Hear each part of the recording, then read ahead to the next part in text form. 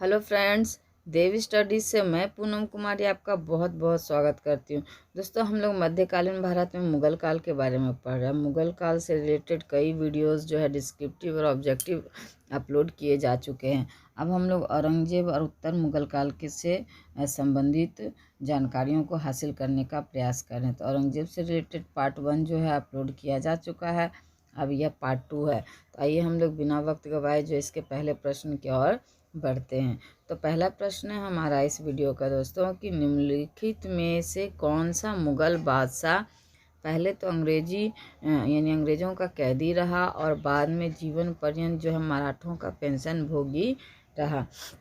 तो कौन ऐसा मुगल बादशाह दोस्तों? शाह आलम द्वितीय या बहादुर शाह द्वितीय या आलमगीर द्वितीय या अकबर शाह द्वितीय।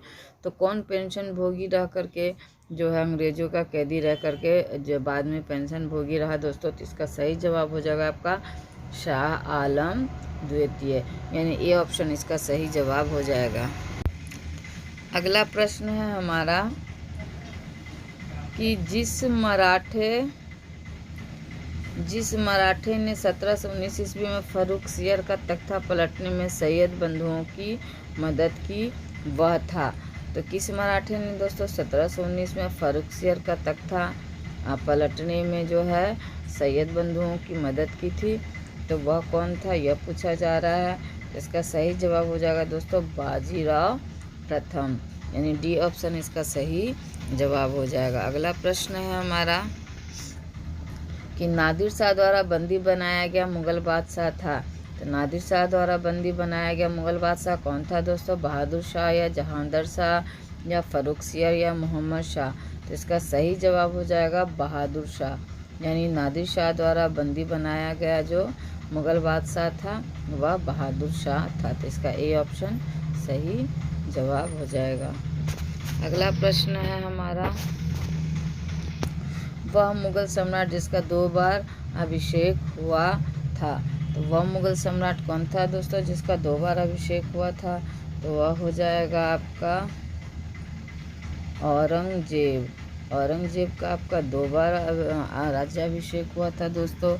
एक बार आपका 58 में और एक बार आपका 1659 में, यानी कि औरंगजेब का जो है 2 बार हुआ था राज्याभिषेक। और एक मुग़ल शासक आपका अकबर भी है दोस्तों जिसका 2 बार जो है राज्याभिषेक हुआ था। तो इसका निश्चित रूप से आप लोग इस अंतर को भी याद रखना। अगला प्रश्न है हमारा कि निम्नलिखित में से जिस एक शासक ने ईस्ट इंडिया कंपनी को दीवान प्रदान की थी वह था। तो कि जिस शासक ने ईस्ट इंडिया कंपनी को दीवान प्रदान की थी वह कौन था दोस्तों? तो इसका सही जवाब हो जाएगा आपको शाह आलम द्वितीय। शाह आलम द्वितीय के द्वारा भी जो है आपको ईस्ट इंडिया कंपनी को जो है दीवानी प्रदान की गई थी। और एक आपका जहांगीर के शासनकाल में दोस्तों पहली बार जो अंग्रेज हॉकिंस आपका भारत आए थे। तो इसको भी निश्चित रूप से याद रखना। अगला प्रश्न है हमारा कि मिर्ज़ा गालिब किसके समय में थे? तो मिर्ज़ा गालिब किसके समय में थे दोस्तों? तो मिर्ज़ा गालिब जो है बहादुर शाह द्वितीय के समय थे। तो इसका सी ऑप्शन सही जवाब हो जाएगा। अगला प्रश्न है हमारा कि ईरान के शाह और मुग़ल शासकों के बीच झगड़े की जड़ थी, यानी क्या थी, यह पूछा जा रहा है। तो ईरान के शाह और मुग़ल शासकों के बीच झगड़े की जड़ क्या थी दोस्तों? तो इसके झगड़े की जड़ थी कांधार। कांधार जो है दोस्तों भारत का जो है उत्तरी पश्चिमी क्षेत्र है आपका, और यहीं से जो है भारत में प्रवेश का रास्ता है, क्योंकि ऊपर तो हिमालय है और ये है जो समुद्री एरिया है, तो यहाँ से प्रवेश करना मुश्किल है। तो ये उत्तर पश्चिम का क्षेत्र अफ़गानिस्तान का क्षेत्र जो कि आपका अफ़गानिस्तान का ये क्षेत्र है कांधार, और यहीं से जो है प्रवेश का भारत में ऑप्शन बचता है। तो ईरान यानी फ़ारस जो है हमेशा और भारत यानी मुग़लों के बीच इस क्षेत्र के लिए जो है हमेशा झगड़ा होता रहता था। अगला प्रश्न है हमारा कि जहांदर शाह राज सिंहासन पर बैठा तो डैश के मरणोपरांत, तो किसके मरणोपरांत जो है दोस्तों जहांदर शाह राज सिंहासन पर बैठा, तो इसका सही जवाब हो जाएगा आपका बहादुर शाह प्रथम। यानी बहादुर शाह प्रथम के मरने के पश्चात जो है जहांदर शाह राज सिंहासन पर बैठता है। तो बी ऑप्शन इसका सही जवाब हो जाएगा। अगला प्रश्न है हमारा, किस मुगल बादशाह के अंतर्गत मुगल सेना में सर्वाधिक हिंदू सेनापति थे? तो किस मुगल बादशाह के अंतर्गत मुगल सेना में सर्वाधिक हिंदू सेनापति थे दोस्तों? तो इसका सही जवाब हो जाएगा आपका औरंगजेब। हालांकि औरंगजेब जो है कट्टर सुन्नी मुसलमान था दोस्तों, और इसकी जितनी भी नीतियाँ थी सब हिंदू विरोधी थी। यानी हिंदुओं से वह बहुत घृणा बहुत नफरत करता था, किंतु उसके दरबार में सबसे ज़्यादा अमीर और उसकी सेना में जो है सर्वाधिक हिंदू सेनापति थे। तो यह बहुत इंपॉर्टेंट क्वेश्चन है, इसको निश्चित रूप से आप लोग याद रखना।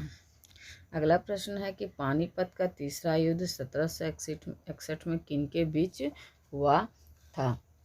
तो ये भी है क्वेश्चन है दोस्तों, इसको भी निश्चित रूप से याद रखना। तो पानीपत का जो है दोस्तों तीसरा युद्ध जो कि 1761 में हुआ, वह जो है आपका अहमद शाह अब्दाली और मराठों के बीच होता है। तो सी ऑप्शन इसका सही जवाब हो जाएगा। अगला प्रश्न है हमारा कि निम्नलिखित में से किस मुगल बादशाह ने अंग्रेज़ों को उनके व्यापार में मदद करने के लिए एक महत्वपूर्ण फरमान दिया था? तो किस मुगल बादशाह ने दोस्तों अंग्रेज़ों को उनके व्यापार में मदद करने के लिए एक महत्वपूर्ण फरमान दिया था? तो इसका सही जवाब हो जाएगा फ़र्रुख सियर। फ़र्रुख सियर ने ही जो है दोस्तों अंग्रेज़ों को व्यापार में मदद के लिए एक महत्वपूर्ण फरमान दिया था। तो इसका बी ऑप्शन सही जवाब हो जाएगा। अगला प्रश्न है कि अंतिम मुगल सम्राट बहादुर शाह जफर था, उसके पिता का नाम था। तो अंतिम मुगल सम्राट कौन था दोस्तों? तो बहादुर शाह जफर। तो इसको भी निश्चित रूप से याद रखना। अब उसके पिता का नाम पूछा जा रहा है, तो उसके जो पिता का नाम है वह जो है अकबर द्वितीय था। यानी बहादुर शाह जफर के पिता का जो नाम है अकबर द्वितीय था। तब का बी ऑप्शन सही जवाब हो जाएगा। अगला प्रश्न है हमारा कि पानीपत में मराठे पराजित हुए थे क्योंकि? तो पानीपत यानी कि मराठों के तृतीय पानीपत के युद्ध में मराठे पराजित हुए थे, उसके पराजय के कारण पूछे जा रहे हैं। तो इसका सही जवाब हो जाएगा दोस्तों मराठा सेना के पास खाद्य आपूर्ति। मराठा सेना के पास खाद्य आपूर्ति की, यानी आपका बी ऑप्शन इसका सही जवाब हो जाएगा। अगला प्रश्न है हमारा कि नादिर शाह ने निम्नलिखित में से किसके शासन के दौरान दिल्ली पर आक्रमण किया था? तो नादिर शाह ने जब दिल्ली पर आक्रमण किया था दोस्तों उस समय किसका शासन चल रहा था दिल्ली पर? तो इसका सही जवाब हो जाएगा आपका फ़र्रुख सियर। फ़र्रुख सियर के शासनकाल में जो है नादिर शाह ने आपका दिल्ली पर आक्रमण किया था। अगला प्रश्न है हमारा कि निम्नलिखित में से किस मुगल बादशाह को वजीर गाजिउद्दीन ने दिल्ली में दाखिल नहीं होने दिया था? तो किस मुगल बादशाह को वजीर गाजिउद्दीन ने दिल्ली में दाखिल नहीं होने दिया था दोस्तों? तो इसका सही जवाब हो जाएगा बहादुर शाह द्वितीय। यानी इसका डी ऑप्शन सही जवाब हो जाएगा। अगला प्रश्न है हमारा कि चंबा के किस राजा ने औरंगजेब के उस आदेश को ठुकरा दिया था जिसमें उससे अपने राज्य में स्थित हिंदू मंदिरों को ध्वस्त करने को कहा गया था? तो चंबा के जो है राजा जो है दोस्तों औरंगजेब के उस आदेश को ठुकरा देते हैं जिसमें उन्होंने अपने राज्य में स्थित हिंदू मंदिरों को ध्वस्त करने को कहा था। तो वह राजा कौन था दोस्तों? तो वह महान राजा जो उदय सिंह थे, और यह जो है एक राजपूत शासक थे। इनसे कहा गया था कि इनके राज्य में जो है जितने भी हिंदू मंदिर हैं उनको सबको ध्वस्त किया जाए, किंतु इन्होंने जो है उस आदेश को ठुकरा दिया। अगला प्रश्न है हमारा कि औरंगजेब के अधीन अमीन वसूलते थे। तो अमीन जो है औरंगजेब के अधीन जो थे वो क्या वसूलते थे दोस्तों, यह पूछा जा रहा है। तो वह खराज वसूलते थे, जो कि एक प्रकार का कर था। अगला प्रश्न है हमारा कि रंजीत सिंह ने सुप्रसिद्ध कोहिनूर हीरा प्राप्त किया था। तो रंजीत सिंह ने सुप्रसिद्ध कोहिनूर हीरा किससे प्राप्त किया दोस्तों? तो जमा शाह से प्राप्त किया था। और यह कोहिनूर हीरा ही जो है दोस्तों आपका जो है शाहजहाँ के सिंहासन में लगा हुआ था। तो ये भी निश्चित रूप से मयूर सिंहासन में लगा हुआ था, तो ये भी निश्चित रूप से आपको याद रखना। अगला प्रश्न है मुगल वंश का घृणित एवं कायर शासक किसे कहा जाता है? तो मुगल वंश का घृणित कायर शासक किसे कहा जाता है दोस्तों? इसका सही जवाब हो जाएगा जहांगीर शाह को। दोस्तों उत्तर मुगल काल यानी कि औरंगजेब के बाद जितने भी शासक आए उनके दो नाम देखने को मिलते हैं और सबके सब जो है अयोग्य थे, तो उनकी अयोग्यता के कारण ही जो उनको अलग अलग नामों से पुकारा गया। तो ये जहांगीर शाह को जो है घृणित एवं कायर कहा जाता था। अगले प्रश्न की ओर बढ़ते हैं। अगला प्रश्न है हमारा मयूर सिंहासन पर बैठने वाला अंतिम मुगल सम्राट कौन था? तो मयूर सिंहासन पर बैठने वाला अंतिम जो मुगल सम्राट था वह मोहम्मद शाह था दोस्तों। और इस मयूर सिंहासन का निर्माण जो है शाहजहाँ के द्वारा ही करवाया गया था। इसने ही जो है कोहिनूर हीरा इसमें लगवाया था, यानी इस मयूर सिंहासन में। तो इसको भी निश्चित रूप से याद रखिए। अगले प्रश्न की ओर बढ़ते हैं। अगला प्रश्न है हमारा कि मुगल वंश के किस शासक को रंगीला बादशाह कहा गया? तो आ गए दोस्तों हम लोग उत्तर मुगल काल में, क्योंकि यहाँ डबल नाम है। डबल नाम जहाँ मिले जिस शासक का मुगल काल का, तो समझ जाइए वो उत्तर मुगल काल का शासक है। तो आपका मुगल काल का जो रंगीला बादशाह कहा जाता था तो वह आपका, तो इसका सही जवाब हो जाएगा दोस्तों आपका बी मोहम्मद शाह, यानी मोहम्मद शाह को जो है रंगीला बादशाह कहा गया है मुगल काल में। तो बी ऑप्शन इसका सही जवाब हो जाएगा। अगला प्रश्न है हमारा औरंगजेब ने सिखों के कौन से गुरु की हत्या करवाई थी? तो औरंगजेब ने दोस्तों 9वें गुरु जो रहते हैं गुरु तेग बहादुर, उनकी हत्या करवाई थी औरंगजेब ने।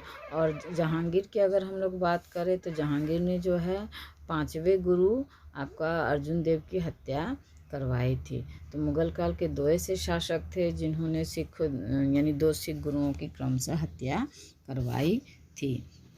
अगला प्रश्न है हमारा कि भारत का आखिरी मुगल सम्राट कौन था? तो भारत का जो है आखिरी मुगल सम्राट कौन था दोस्तों? तो बहादुर शाह जफर जो है भारत का अंतिम मुगल सम्राट था। अगले प्रश्न की ओर बढ़ते हैं। अगला प्रश्न है हमारा कि नादिर शाह के आक्रमण के समय मुगल साम्राज्य का शासक कौन था? तो नादिर शाह के आक्रमण के समय जो है भारत का यानी भारत में मुगल काल साम्राज्य का शासक था आपका बी ऑप्शन मोहम्मद शाह। तो इसका बी ऑप्शन आपका सही जवाब हो जाएगा। अगले प्रश्न की ओर बढ़ते हैं। अगला प्रश्न है हमारा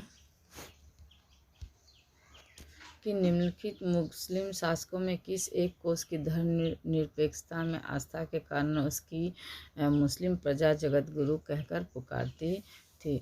तो कौन मुस्लिम शासक था दोस्तों जिसको धर्म निरपेक्षता में आस्था के कारण जो है उसकी प्रजा जगत गुरु कह के पुकारती थी? तो इसका सही जवाब हो जाएगा आपका इब्राहिम आदिल शाह। तो इसे ही जो है धर्मनिरपेक्षता में आस्था के कारण उसकी प्रजा जो है जगत गुरु कह के पुकारती थी। अगले प्रश्न की ओर बढ़ते हैं। अगला प्रश्न है हमारा कि जनता को झरोखा दर्शन देने की प्रथा समाप्त की थी। तो जनता को झरोखा दर्शन देने की प्रथा किसने समाप्त की दोस्तों? तो औरंगजेब ने जो है झरोखा दर्शन देने की प्रथा समाप्त की। औरंगजेब ने दोस्तों बहुत सी प्रथाएं जो कि इस्लाम के ख़िलाफ़ उसे लगती थी, यानी इस्लाम के शरीयत के विरुद्ध जो भी प्रथाएं थी उस सारी प्रथा को उसने समाप्त कर दिया था। उसके तहत उसने दरबार में नृत्य संगीत आदि सभी प्रथाओं को जो है बंद करवा दिया था और तुलादान वगैरह को भी बंद करवा दिया था। तो ये सब भी निश्चित रूप से याद रखना। अगला और अंतिम प्रश्न है कि निम्नलिखित में से कौन औरंगजेब के शासन काल का आधिकारिक इतिहासकार था। तो औरंगजेब के शासनकाल का आधिकारिक इतिहासकार कौन था दोस्तों? मोहम्मद काजिम शिराजी। तो इसका डी ऑप्शन आपका सही जवाब हो जाएगा। तो ये थे दोस्तों 25 महत्वपूर्ण प्रश्न जो कि औरंगजेब और उत्तर मुगल काल से संबंधित थे। तो देवी स्टडीज से जुड़े रहिए, आपको ऐसे ही प्रश्नों का सेट मिलता रहेगा। तो देवी स्टडीज से जुड़ने के लिए बहुत बहुत धन्यवाद।